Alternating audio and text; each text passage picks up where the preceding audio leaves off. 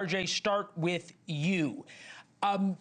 Is tonight mission accomplished for Donald Trump? I think to a degree, but I disagree with Bill O'Reilly a little bit in this way. My wife and I went to a fast food restaurant last week, bought 2 sandwiches and a small fry. That's it. It was $16. Now, we've been paying that since Biden was in office. This is not a Trump thing. The incredible inflation is what drove prices up. We pay for beef today because of what went on during the Biden administration. And I don't think that Donald Trump spent enough time talking about that and talking about how inflation really is, I don't want to call it low now, but when you look back to 1975, the average inflation rate is 3.6% for all those years, if you average it. And we're there now. I don't think we're ever going to have a point where we have no inflation. In fact, deflation was one of the critical things, along with the stock market crash, that caused the Great Depression. So I think he should be more forceful in talking about what went on in the past. What about, though, for voters, RJ? Where we are now. Your callers, and I think it's important to level set in terms of where he was. Monroe County past presidential elections, Biden 52%, Trump 46%. It flipped in 2024. Trump won Monroe County.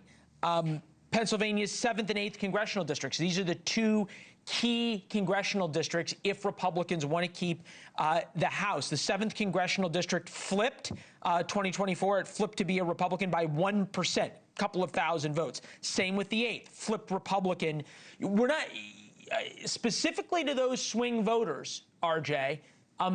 Did the president tell them that he understands and feels their pain in a way that is reassuring?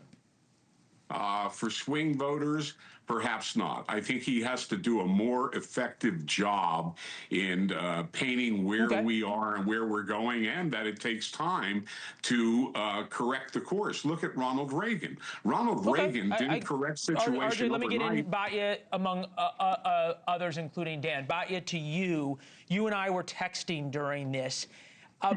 Is the rally, the Donald Trump rally form, 2 hours on the stump, and granted, this is the first one, this is the kickoff of the campaign, is that what working class voters want heading into now Christmas?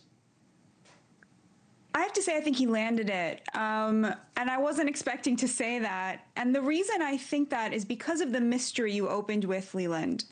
Wages are up 5.3% and inflation is only 2.7%, which means people should have an extra 2.6% in their take-home pay every month. And they're not experiencing that. And I think the reason for that is because it's not in the cost of groceries so much as it is other things the president talked about. The cost of healthcare is astronomical. We get terrible care and we are paying through the nose for it, and there's just no attempt to rein in those costs. The cost of home insurance, car insurance, a lot of big ticket items have just absolutely skyrocketed in cost. And so I think that that's where a lot of the frustration is. Here is the thing the president can't say, but which is true. When your wages go up, the cost of goods go up as well. And so if the cost of beef suddenly plummeted by 50%, it would mean that working class people were losing wages. Their wages are going up. And so to a certain extent, they cannot expect food to get that much cheaper. This is not a message you can say and win elections. And so part of the truth here has to be a little bit massaged. Okay. I think politicians generally massage the truth, no matter what political party they are a member of.